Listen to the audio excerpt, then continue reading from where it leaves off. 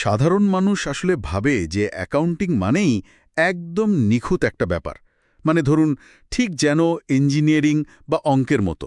হ্যাঁ, একদম সাদা-কালো একটা বিষয় মনে করে সবাই। ঠিক তাই, কেউ হাত ভাঙলে এক্স-রে রিপোর্টে যেমন ভাঙা হাড়ের সাদা দাগটা একদম স্পষ্ট দেখা যায়, আর ডাক্তার আঙ্গুল দিয়ে দেখিয়ে দেন যে সমস্যাটা কোথায়, অ্যাকাউন্টিংকেও অনেকেই ঠিক সেরকম স্বচ্ছ মনে করেন। এটা আসলে একটা খুব প্রচলিত ধারণা। মনে করা হয় ডেবিট আর ক্রেডিট মিলে যাওয়া মানেই পুরো আর্থিক চিত্রটা আয়নার মতো পরিষ্কার। কিন্তু যখন আমরা কর্পোরেট কনসলিডেশন বা হোল্ডিং কোম্পানির দুনিয়ায় পা রাখি, তখন মনে হয় যেন ওই নিখুঁত এক্স-রে মেশিনটা হঠাৎ করে কাজ করা বন্ধ করে দিয়েছে। মানে হেলি পিএলসির মতো বড় কর্পোরেশনের ব্যালেন্স শিট বাইরে থেকে দেখতে খুব সলিড মনে হতে পারে, কিন্তু ভেতরের স্তরগুলো একটু ঘাটলেই বোঝা যায় যে আইনি কাঠামো বা লিগ্যাল ফর্মের আড়ালে অর্থনৈতিক বাস্তবতার একটা বিরাট ফারাক থাকে। একদম। কোম্পানিগুলো এমন অনেক সাবসিডিয়ারি বা অ্যাসোসিয়েট নিয়ে জাগলিং করে, যার কোনোটার ওপর তাদের পূর্ণ নিয়ন্ত্রণ থাকে, আবার কোনোটার ওপর নামমাত্র প্রভাব থাকে। আর ঠিক এই কারণেই কনসলিডেটেড স্টেটমেন্ট তৈরি করাটা শ্রেষ কিছু সংখ্যার যোগ বিয়োগ নয়। এটা হলো একটা কোম্পানির সত্যিকারের অর্থনৈতিক ক্ষমতা আর ঝুঁকি মাপার একটা বেশ জটিল প্রক্রিয়া। আজকের এই বিস্তারিত আলোচনায় আমরা ঠিক এই জায়গাটাতে আলো ফেলব। যারা চার্টার অ্যাকাউন্টেন্সি বা সিএ পড়ছেন, তাদের জন্য আইসিএবি 2024-এর ফাইন্যান্সিয়াল অ্যাকাউন্টিং অ্যান্ড রিপোর্টিং বইয়ের হেলি পিএলসিআর কেস স্টাডিটা আমরা এমনভাবে ব্যবচ্ছেদ করব যেন এর ভেতরের আসল মেকানিজমটা পরিষ্কার হয়ে যায়। মানে আমরা কোনো যান্ত্রিক নিয়মের তালিকা পড়ব না আজকে। একদমই না, বরং আমরা দেখব এই সংখ্যাগুলো কিভাবে একটা কোম্পানির ভেতরের গল্পটা বলে। তো চলুন হেলি পিএলসিআর ডেটাগুলোর ভেতরে ঢোকা যাক। এখানে প্রথমেই একটা ইন্টারেস্টিং তথ্য দেওয়া আছে। আচ্ছা, কি বলা আছে সেখানে? বলা আছে হেইলি পিএলসির কাছে সক্রেটিস লিমিটেডের 18,000 শেয়ার এবং অ্যারিস্টটল লিমিটেডের 18,000 শেয়ার আছে। একটু দাঁড়ান, দুটো কোম্পানিতেই সমান 18,000 করে শেয়ার। প্রথম দেখায় তো মনে হতে পারে দুটো কোম্পানির উপরই হেলির অধিকার একদম সমান, তাই না? হ্যাঁ, প্রথম দেখায় তো তাই মনে হবে। কিন্তু অ্যাকাউন্টিংয়ের এই জায়গায় আমাদের মূল লক্ষ্য বা গোলটা হলো এই তিনটি কোম্পানির মধ্যে আসল সম্পর্ক বা গ্রুপ স্ট্রাকচারটা কি সেটা আইডেন্টিফাই করা। শুধু শেয়ার সংখ্যা দেখে কি সেটা বোঝা যায় না? মানে দুটোতেই তো 18,000। যায় না, কারণ এখানে একটা বড় লজিক কাজ করছে। অধিকার বা কন্ট্রোল কখনোই শুধু আপনার হাতে থাকা শেয়ারের সংখ্যার ওপর নির্ভর করে না। তাহলে কিসের ওপর নির্ভর করে? নির্ভর করে মোট শেয়ারের কত শতাংশ আপনার হাতে আছে তার ওপর। আইএফআরএস 10 অনুযায়ী আমাদের দেখতে হবে ভোটিং রাইটস বা সিদ্ধান্ত নেওয়ার ক্ষমতা কার হাতে। ব্যালেন্স শিটের নিচের দিকে তাকালে দেখবেন সক্রেটিসের মোট শেয়ার ক্যাপিটাল হল 30,000। আচ্ছা, তার মানে 30,000 শেয়ারের মধ্যে হেলি কিনেছে 18,000। শতকরা হিসাবে এটা বের করতে হলে 18,000কে 30,000 দিয়ে ভাগ করতে হবে, অর্থাৎ ঠিক 60% পালিকানা। ও আচ্ছা। আর অ্যারিস্টটলের ক্ষেত্রে? অ্যারিস্টোটলের মোট শেয়ার ক্যাপিটাল কিন্তু অনেক বেশি, 60,000। সেখানে 18,000 শেয়ার মানে হল 18,000 ভাগ 60,000, মানে মাত্র 30% মালিকানা। ডিফারেন্সটা তাহলে এখানেই। একদম। আইএফআরএসের নিয়ম অনুযায়ী যেহেতু সক্রেটিসে হেলির 50%-এর বেশি মালিকানা আছে, তাই ধরে নেওয়া হয় এখানে তাদের কন্ট্রোল বা পূর্ণ নিয়ন্ত্রণ আছে। সুতরাং সক্রেটিস হল হেলির সাবসিডিয়ারি। বুঝতে পেরেছি। অন্যদিকে অ্যারিস্টটলের মালিকানা 40% থেকে 50%-এর মধ্যে। এর মানে হল এখানে হেলির সিগনিফিক্যান্ট ইনফ্লুয়েন্স আছে, কিন্তু নিয়ন্ত্রণ নেই। তাই অ্যারিস্টটল হল একটি অ্যাসোসিয়েট। ব্যাপারটা তাহলে অনেকটা এরকম, সাবসিডিয়ারি হলো আস্ত একটা বাড়ি কিনে নেওয়ার মতো। মানে ওই বাড়ির দেয়ালের রং কি হবে, কোন ঘরে কে থাকবে, সব সিদ্ধান্ত আমি নেব। হ্যাঁ, চমৎকার অ্যানালজি। আর অ্যাসোসিয়েট হলো একটা বড় অ্যাপার্টমেন্ট কমপ্লেক্সে 30% শেয়ার থাকার মতো। বিল্ডিংয়ের কোনো মিটিং হলে আমার কথা সবাই গুরুত্ব দিয়ে শুনবে, কিন্তু আমি একাই পুরো বিল্ডিংয়ের কোনো সিদ্ধান্ত নিতে পারবো না। এই তুলনাটা কনসলিডেশনের মূল ভিত্তিটা বুঝতে খুব সাহায্য করে, কারণ এই নিয়ন্ত্রণের পার্থক্যের কারণে আমাদের ব্যালেন্স শিট তৈরির পদ্ধতি পুরোপুরি বদলে যাবে। সেটা কিভাবে? সাবসিডিয়ারির ক্ষেত্রে আমরা লাইন বাই লাইন কনসলিডেশন করব, আর অ্যাসোসিয়েটের ক্ষেত্রে আমরা শুধু ইকুইটি মেথড ব্যবহার করব। আচ্ছা, এবার তাহলে কোম্পানির হিস্ট্রির দিকে তাকানো যাক। প্রশ্নে বলা আছে 8 বছর আগে যখন বিনিয়োগ করা হয়েছিল, তখন সক্রেটিসের রিটেইনড আর্নিংস বা পুঞ্জীভূত মুনাফা ছিল 70,000 সিইউ। আর বছর শেষে তা দাঁড়িয়েছে 180,000 সিইউতে। এখন কথা হলো, আমরা তো আজকের দিনের ব্যালেন্স শিট বানাচ্ছি, তাহলে 8 বছর আগের এই পুরনো ইতিহাস খোঁড়ার দরকার কি? দরকার আছে, কারণ আমাদের একটা খুব নির্দিষ্ট লক্ষ্য আছে এখানে। আমাদের গোল হল অধিগ্রহণের সময় বা অ্যাকুইজিশন ডেটে কোম্পানির নিট সম্পদের পরিমাণ কত ছিল এবং অধিগ্রহণের পরে বা পোস্ট অ্যাকুইজিশন সময়ে তা কতটুকু বেড়েছে, এই দুটোকে আলাদা করা। এই দুটোকে আলাদা করার পেছনের মূল লজিকটা যদি একটু ব্যাখ্যা করতেন। লজিকটা হল, হেইলি যখন 8 বছর আগে সক্রেটিসকে কেনে, তখন তারা ওই সময়কার সম্পদটুকুই টাকা দিয়ে কিনেছিল। ওই প্রি অ্যাকুইজিশন বা অধিগ্রহণের আগের সম্পদটা ব্যবহার করে আমরা হিসেব করব যে হেইলি কোনো অতিরিক্ত দাম বা গুডউইল দিয়েছিল কিনা। ও, মানে প্রাইসিংয়ের হিসাবটা মেলানোর জন্য। ঠিক তাই। আর পোস্ট অ্যাকুইজিশন যে লাভটুকু হয়েছে সেটা কোম্পানির বর্তমান গ্রুপ ইকুইটিতে যোগ হবে, কারণ সেটি হেইলির মালিকানায় আসার পর ওই কোম্পানির ভ্যালু বাড়িয়েছে। ক্যালকুলেশনটা তাহলে কিভাবে দাঁড়াচ্ছে? অধিগ্রহণের সময় সক্রেটিসের শেয়ার ক্যাপিটাল ছিল 30,000, আর আপনি যে প্রি অ্যাকুইজিশন রিটেন্ড আর্নিংস পড়লেন সেটা ছিল 70,000। এই দুটো যোগ করলে আমরা পাই অধিগ্রহণের দিন মোট নিট সম্পদ ছিল 100,000 সিইউ। আচ্ছা, এটা তো গেল কেনার সময়কার হিসেব। হ্যাঁ, এবার কেনার পরে লাভ বেড়েছে কতটুকু? বর্তমান রিটেন্ড আর্নিংস 180,000 থেকে আগের ওই 70,000 বাদ দিলে আমরা পাই 1,10,000 সিইউ। এটাই হলো সেই লাভ যা হেইলির অন্তর্ভুক্ত হওয়ার পর অর্জিত হয়েছে। বুঝতে পেরেছি। তার মানে 8 বছর আগে হেইলি আসলে 1 লাখ সিইউ নিট মূল্যের একটা কোম্পানিতে বিনিয়োগ করেছিল। একদম ঠিক। এবার তাহলে ওই প্রাইস ট্যাগের হিসাবটাতেই আসা যাক। হেইলি যখন সক্রেটিসকে কিনেছিল তখন তারা কত টাকা দিয়েছিল, আর তার বিনিময়ে ঠিক কি পেয়েছিল সেটা বের করাই কি আমাদের পরবর্তী লক্ষ্য? হ্যাঁ, এই ধাপে আমাদের গোল হল হেইলি কি প্রকৃত সম্পদের চেয়ে বেশি দাম দিয়ে কোম্পানিটা কিনেছিল কিনা তা খুঁজে বের করা। এই যে অতিরিক্ত দাম, তাকেই আমরা গুডউইল বলি। আজকের দিনে সেই গুডউইলের প্রকৃত ভ্যালু কত তা আমাদের নির্ণয় করতে হবে। কিন্তু গুডউইল বের করার সময় শুধু হেলিয়ের দেওয়া টাকাটা হিসাব করলে কি চলে? না, এখানেই লজিকটা বুঝতে হবে। গুডউইল বের করতে হলে আপনাকে পুরো কোম্পানির 100% ভ্যালু দেখতে হবে। হেলি তো পুরো কোম্পানি কেনেনি, কিনেছে 60%। বাকি 40% তো অন্যদের হাতে। ঠিক, তাই মোট ভ্যালু বের করতে হলে হেলিয়ে দেওয়া পারচেজ প্রাইস বা কনসিডারেশনের সাথে বাকি 40% মালিকদের অংশ অর্থাৎ এনসিআই বা নন কন্ট্রোলিং ইন্টারেস্ট যোগ করতে হবে। এরপর সেই মোট অঙ্ক থেকে কোম্পানির অধিগ্রহণের সময়কার আসল নিট সম্পদ বাদ দিলেই বেরিয়ে আসবে গুডউইল। চলুন তাহলে হিসাবটা মিলিয়ে দেখি।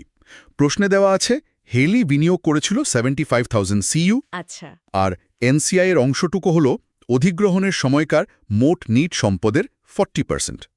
একটু আগেই আমরা বের করেছি সেই নিট সম্পদ ছিল 100,000, তো 100,000 এর 40% হল 40,000 সিইউ। হ্যাঁ, এর মানে কোম্পানির মোট ইমপ্লাইড ভ্যালু দাঁড়াচ্ছে 75,000 যোগ 40,000 সমান 115,000 সিইউ। একদম নিখুঁত। কিন্তু অধিগ্রহণের সময় কোম্পানির প্রকৃত নিট সম্পদ ছিল 100,000 সিইউ। সুতরাং এই 115,000 থেকে 100,000 বাদ দিলে আমরা যে 15,000 সিইউ পাচ্ছি সেটাই হলো ইনিশিয়াল গুডউইল। আচ্ছা, এরপর প্রশ্নে বলা আছে impairment reviews to date have resulted in the need for the following amounts to be written off। আর সেখানে সক্রেটিস লিমিটেডের জন্য বলা আছে 12,000 সিইউ, অর্থাৎ গুডউইল থেকে 12,000 ভ্যালু কমাতে হবে। এটা খুব ইম্পর্ট্যান্ট একটা পয়েন্ট। কিন্তু আমার প্রশ্ন হলো, গুডউইল তো মূলত একটা অদৃশ্য জিনিস, মানে কোম্পানির সুনাম, কাস্টমার লিস্ট বা ফিউচার পোটেনশিয়াল। হঠাৎ করে এই অদৃশ্য সম্পদ থেকে 12,000 সিইউ ইম্পেয়ারমেন্ট বা মূল্য হ্রাস করার মানে কি? এটা কি ম্যানেজমেন্ট নিজেদের খেয়াল খুশি মতো করতে পারে? একদমই না। আইএফআরএস এর খুব কড়া নিয়ম আছে এর ওপর। ইম্পেয়ারমেন্ট অনেকটা নতুন গাড়ি কেনার মতো। গাড়ি কেনার মতো? সেটা কিভাবে? ধরুন, অনেক দাম দিয়ে একটা ব্র্যান্ড নিউ মডেল কিনলেন। 2 বছর পর বাজারে তার চেয়েও ভালো প্রযুক্তি চলে এলো, আর আপনার গাড়ির দাম হুড়মুড় করে পড়ে গেল। ব্যালেন্স শিটে ওই পুরনো দাম দেখিয়ে তো আর বিনিয়োগকারীদের ধোকা দেওয়া যাবে না, তাই না? হ্যাঁ, তা তো বটেই। গুডউইলের ক্ষেত্রেও প্রতি বছর ম্যানেজমেন্টকে টেস্ট করে প্রমাণ করতে হয় যে তারা যে অতিরিক্ত দামটা দিয়েছিল সেই ভ্যালুটা কোম্পানি এখনও জেনারেট করতে পারছে কিনা। যদি না পারে তবে ভ্যালু কমাতে তারা বাধ্য।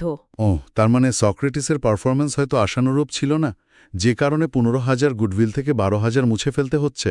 ঠিক তাই। তাহলে আমাদের চূড়ান্ত ব্যালেন্স শিটে গুডউইল হিসেবে মাত্র 3,000 সিইউ দেখাতে হবে, মানে 15,000 মাইনাস 12,000।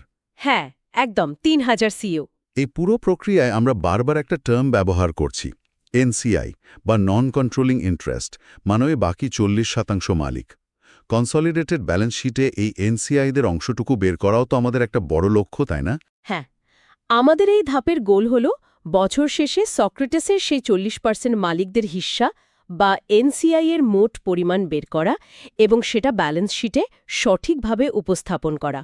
আমি যদি ভুল না বুঝি, যেহেতু কনসলিডেটেড ব্যালেন্স শিটে আমরা সাবসিডিয়ারির 100% সম্পদ আর দায় আমাদের নিজেদের বলে দেখাচ্ছি, তাই আমাদের তো একটা দায়বদ্ধতা আছে এটা স্বীকার করার যে এই পুরোটার মালিক কিন্তু প্যারেন্ট কোম্পানি একা নয়। ঠিক বলেছেন। এই লজিকটাই অ্যাকাউন্টিংয়ের এন্টিটি কনসেপ্টের মূল কথা। ব্যালেন্স শিটের ইকুইটি অংশে এনসিআই এর অংশটুকু আলাদা করে দেখানো বাধ্যতামূলক, আর এর হিসাবটা 2 ধাপে হয়। কোন 2 ধাপে? প্রথমত, অধিগ্রহণের সময় এনসিআই এর ভ্যালু কত ছিল, যা আমরা একটু আগেই দেখলাম 40,000 সিইউ। দ্বিতীয়ত, গত 8 বছরে কোম্পানি যে পোস্ট অ্যাকুইজিশন লাভ করেছে, ওই যে 110,000 সিইউ, তার 40% তো এই এনসিআইদের প্রাপ্য। ও আচ্ছা, তাহলে 110,000-এ 40% হচ্ছে 44,000 সিইউ। একদম। তাহলে টোটাল কত হলো? তার মানে ব্যাপারটা একটা জয়েন্ট ভেঞ্চারের মতো দাঁড়াচ্ছে। শুরুতে পার্টনার 40,000 টাকা মূলধন দিয়েছিল, আর গত 8 বছরে ব্যবসায় যে লাভ হয়েছে সেখান থেকে তার ভাগে আরও 44,000 টাকা পড়েছে।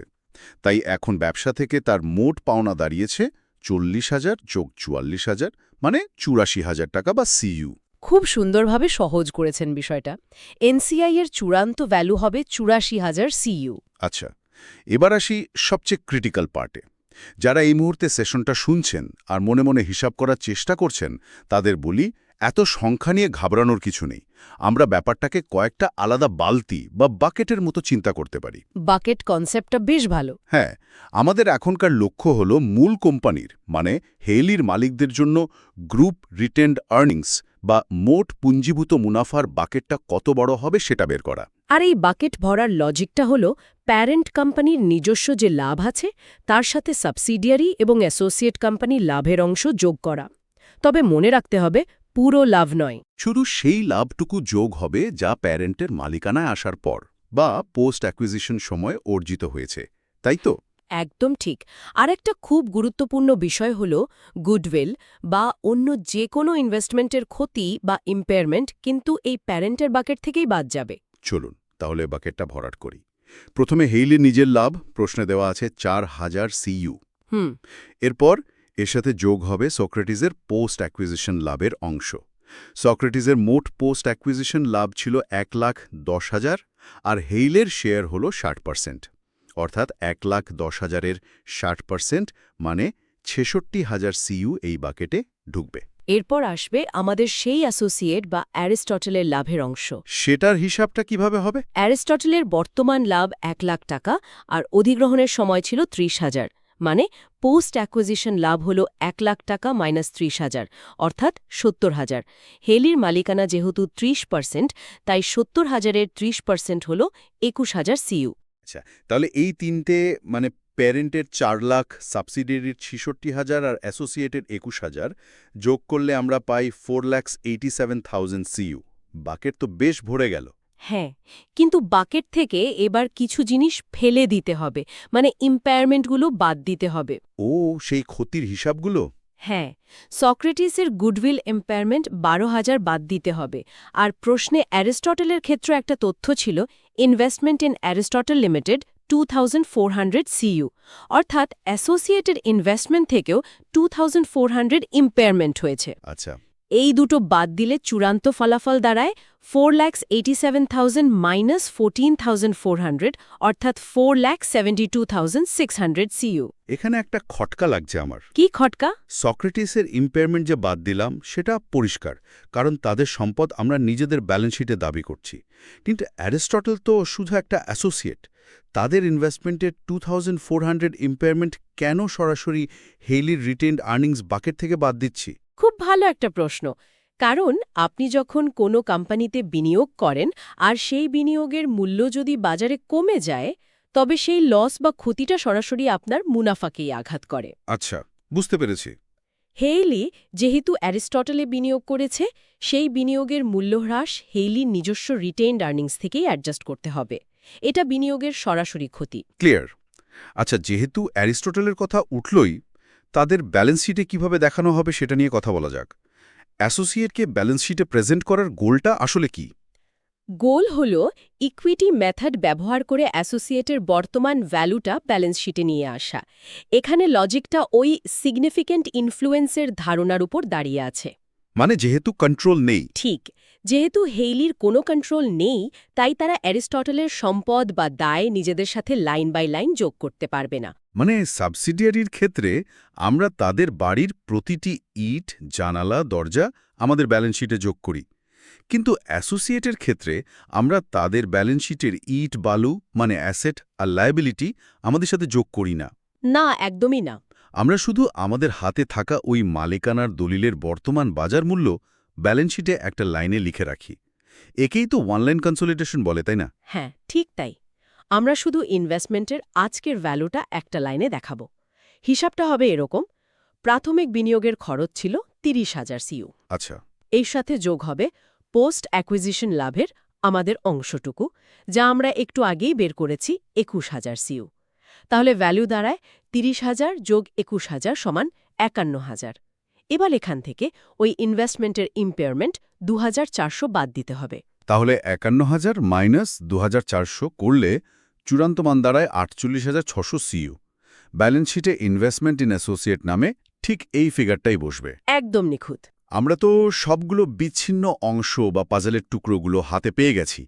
এবার আমাদের চূড়ান্ত লক্ষ্য হলো এই টুকরোগুলো জুড়ে consolidated statement of financial position বা চূড়ান্ত ব্যালেন্স শিট তৈরি করা। এই পাজল মেলানোর লজিকটা খুব সিম্পল। প্যারেন্ট এবং সাবসিডিয়ারির সম্পদ ও দায় আমরা 100% যোগ করব, কারণ সেখানে প্যারেন্টের কন্ট্রোল আছে, আর অ্যাসোসিয়েটের ক্ষেত্রে শুধু ওই ইনভেস্টমেন্ট ভ্যালুটা বসবে। চলুন তাহলে অ্যাসেট সাইডটা আগে মেলাই। প্রথমে property, plant and equipment. Haley 3 lakh আর সক্রেটসের 1 লাখ মিলে হলো 4 লাখ। এখানে অ্যারিস্টটলের 160,000 কিন্তু আমরা ছুঁয়েও দেখলাম না, কারণ ওটা তো অ্যাসোসিয়েট। হ্যাঁ। এরপর ইনট্যাঞ্জেবল অ্যাসেটস হিসেবে বসবে আমাদের বের করা ওই চূড়ান্ত গুডউইল 3,000। ঠিক। তারপর ইনভেস্টমেন্টস এন্ড অ্যাসোসিয়েটস হিসেবে বসবে 48,600। সবশেষে কারেন্ট অ্যাসেটস, যেখানে হেইলি 345,000 আর সক্রেটসের 160,000 মিলে হবে 505,000। এবার সবগুলো যোগ করে ফেলুন। এই সবগুলো সম্পদ 4 লাখ, 3,000, 48,600 আর 5,05,000 যোগ করলে টোটাল অ্যাসেটস দাঁড়ায় 9,56,600 CU। দারুণ! অ্যাসেট সাইড তো মিলে গেল। এবার আসি ইকুইটি ও লায়াবিলিটিজ অংশে। এখানে শেয়ার ক্যাপিটাল শুধু প্যারেন্টের বসবে, অর্থাৎ 2,50,000। একটু থামাই আপনাকে।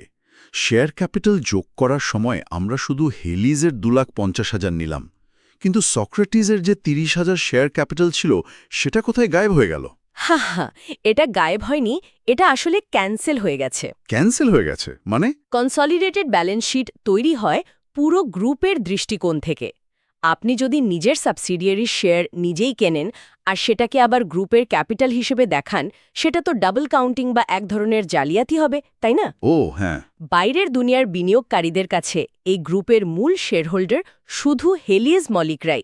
সাবসিডিয়ারি শেয়ারগুলো পেরেন্ট আর এনসিআই এর মধ্যে ভাগ হয়ে গেছে, তাই স্টেটমেন্টে সাবসিডিয়ারি শেয়ার ক্যাপিটাল ক্যান্সেল করে দেওয়া হয়। দারুণ একটা পয়েন্ট। লজিকটা এখন একদম পরিষ্কার। এবার তাহলে বাকি অংশগুলো বসাই। রিটেইনড আর্নিংস আমরা বের করেছিলাম 4,72,600। এনসিআই বা ওই 40% মালিকের পাওনা বের করেছিলাম 84,000। আর কারেন্ট লায়াবিলিটিজ হবে হেলিয়ের 1 লাখ আর সক্রেটিসের 50,000 মিলে 1.5 লাখ। এবার টোটালটা মিলিয়ে দেখুন তো। সব মিলিয়ে টোটাল ইকুইটি অ্যান্ড লায়াবিলিটিস দাঁড়ালো 2,50,000 যোগ 4,72,600 যোগ 84,000 যোগ 1.5 লাখ, মানে সেই একই 9,56,600 সিইউ। বাহ, আমাদের ব্যালেন্স শিট একদম পারফেক্টলি মিলে গেছে। এবং এই মিলে যাওয়াটা প্রমাণ করে যে আমরা সাবসিডিয়ারি, অ্যাসোসিয়েট, গুডউইল এবং এনসিআই এর অর্থনৈতিক সম্পর্কগুলোকে একদম নিখুঁতভাবে গাণিতিক কাঠামোতে বসাতে পেরেছি। সিএ শিক্ষার্থীদের জন্য আজকের এই ডেটা নির্ভর আলোচনা থেকে একটা বড় টেক অ্যাওয়ে হল, কনসলিডেশন শুধু কিছু নিয়মের অন্ধ অনুকরণ নয়। কোন পার্সেন্টেজে কে কাকে নিয়ন্ত্রণ করছে, প্রি অ্যাকুইজিশন আর পোস্ট অ্যাকুইজিশন লাভ কিভাবে ভাগ হচ্ছে, এগুলো আসলে একটা কোম্পানির পেছনের অর্থনৈতিক গল্পটা বলে। একদম ঠিক বলেছেন। তবে এই সেশনটা শেষ করার আগে আমি একটা অন্যরকম চিন্তার খোরাক দিয়ে যেতে চাই যারা শুনছেন তাদের জন্য। আচ্ছা, কি সেটা? আজকে আমরা দেখলাম কিভাবে আইএফআরএস এর নিয়ম মেনে অত্যন্ত সুশৃঙ্খলভাবে সবকিছু ব্যালেন্স শিটে আনা হয়, কিন্তু বর্তমান বিশ্বে বড় বড় কর্পোরেশনগুলো যখন একের পর এক শেল কোম্পানি তৈরি করে, অত্যন্ত জটিল ক্রসড হোল্ডিংয়ের জাল বনে, এটা তো খুব কমন এখন। তখন কি এই কনসলিডেটেড স্টেটমেন্ট আসলেই কোম্পানির পুরো ঝুঁকিকে একদম স্বচ্ছভাবে তুলে ধরতে পারে, নাকি সিগনিফিক্যান্ট ইনফ্লুয়েন্স বা কন্ট্রোলের এই শতকরা নিয়মের ফাঁক ফোকর দিয়ে এমন অনেক বড় ধরনের দায় বা লায়াবিলিটি ব্যালেন্স শিটের বাইরেই থেকে যায়, যা সাধারণ বিনিয়োগকারীরা টেরই পায় না? এটা আধুনিক অ্যাকাউন্টিংয়ের অন্যতম বড় একটা challenge. Off balance sheet financing বা এই ধরনের আইনি ফাঁকফোকর খোঁজার চেষ্টা কর্পোরেট দুনিয়ায় সবসময় চলে। সেই যে শুরুতে বলেছিলাম এক্স-রে মেশিনের কথা, একটা নিখুঁত এক্স-রে রিপোর্টের আশায় আমরা বসে থাকি বটে, কিন্তু কর্পোরেট দুনিয়ার এই ঘোলাটে জলে কি এখনো কিছু দৈত্য লুকিয়ে নেই, যা আমাদের এই কনসলিডেশনের স্ক্যানারেও ধরা পড়ে না? ভবিষ্যৎ সিএ প্রফেশনালদের এই বিষয়টি নিয়ে গভীরভাবে ভাবার আহ্বান জানিয়েই আজকের এই বিস্তারিত গভীর আলোচনা আমরা এখানেই শেষ করছি।